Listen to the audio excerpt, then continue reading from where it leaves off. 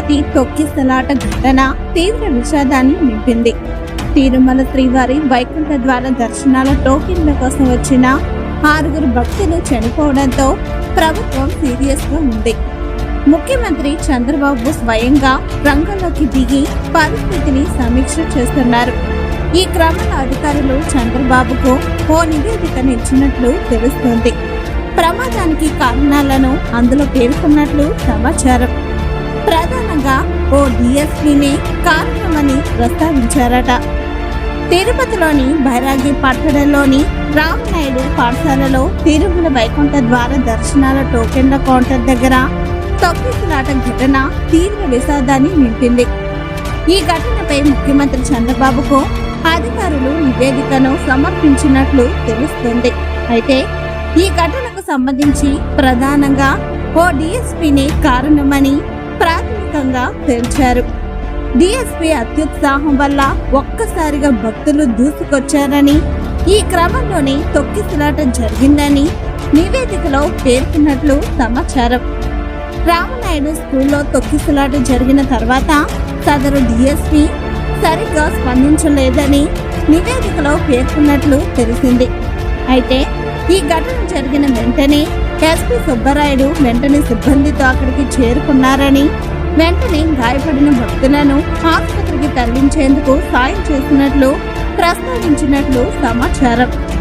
ఈ ఘటన తర్వాత అక్కడికి చేరుకున్న అంబులెన్స్ వాహనాన్ని టికెట్ కౌంటర్ బయట పార్క్ చేసి డ్రైవర్ వెళ్లిపోయినట్లు నివేదికలో పేర్కొన్నట్లు తెలుస్తోంది.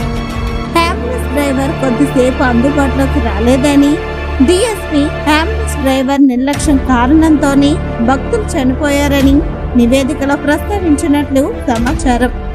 ఈ ఘటన జరిగిన సమయంలో అక్కడ ఉన్న డిఎస్పీ తీరుపై ఎస్పీ సుబ్బరాయుడుకు కలెక్టర్ ఫిర్యాదు చేసినట్లు తెలుస్తుంది. మరోవైపు తిరుపతి తొక్కిసలాట ఘటనలో గాయపడి ఆసుపత్రిలో చికిత్స పొందుతున్న భక్తుల్ని టీటీడీఓ శ్యామలరావు పరామర్శించారు. క్షతగాత్రుల ఆరోగ్య పరిస్థితిని అడిగి తెలుసుకున్నారు. వారికి మెరుగైన వైద్యం అందించాలని సూచించారు.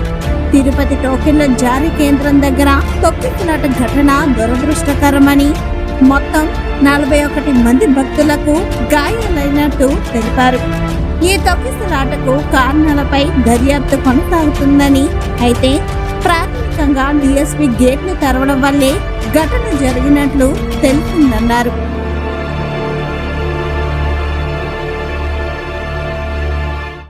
మంది గాయపడితే ప్రతి ఒక్కరిని పేరు పేరున పరామర్శిస్తే అందరూ కూడా నలిగిపోయి 100 మంది మీద పడిపోయారు. ఎంత ఉంటుంది ఒక ఆడపడుచు మీద పడిపోతే, పెద్ద ఆవిడ మీద పడిపోతే, తమిళనాడు నుంచి వచ్చారు. ఎలా ఉందమ్మా మీకంటే, కడవలు పాత్రికాంగ అయ్యా, కడవలు వెళ్ళి దేవుడు బయటికి తీసుకొచ్చాడు మమ్మల్ని అంటా ఉన్నా.